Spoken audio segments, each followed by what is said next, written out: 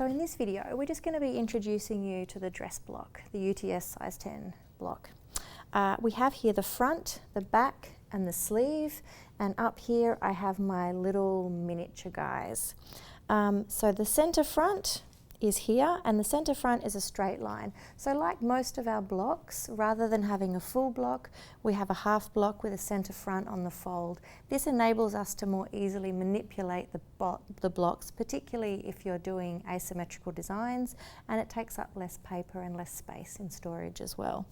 So we have center front on the straight, we have a slightly lower scooped neck here, and a higher scooped back neck on the center back. This is the shoulder here and here, and here we have the armhole and the side seams. So with the armhole, we have one notch at the front and a double notch at the back. So remembering that when you have pattern pieces or blocks that have a double notch, that will indicate the back of the pattern piece. On the front, we have two notches here and a bust dart. So this is a French dart as it's angled down towards the side seam. So the block here, there's a little bit less fitted than your bodice block, for example, which has the two larger darts on it. So the side seam extends all the way down to the hem. We have the hem obviously at the same level on front and back. With our labelling, we make sure that we have no seam allowance and hem allowance and no cutting instructions. So we never use our blocks to cut from. We need to make sure that we add seam allowance and finish them as actual patterns before we cut them from any fabric.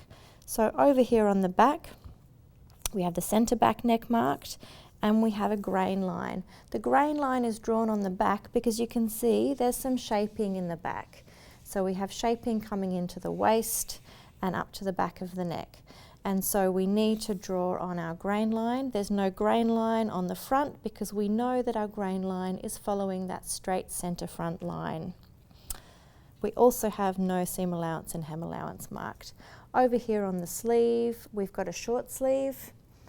This is the side seams of the sleeve.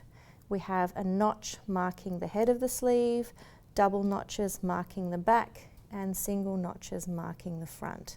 So when we bring it over to the front and the back armholes, you can see that this is curving around to match that front armhole. Then the sleeve head curves up to here.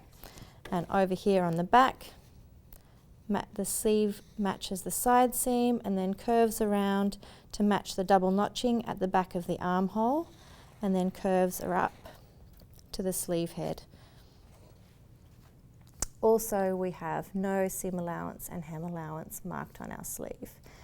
Now for the miniatures, it's all exactly the same information. I even have a little bit of extra information on here.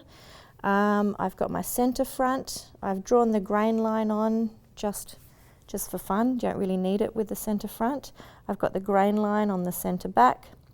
I've also got a notch on the side here to indicate the position of this dart where that matches the side, and there's a couple of hip notches on the side down here and on the center back.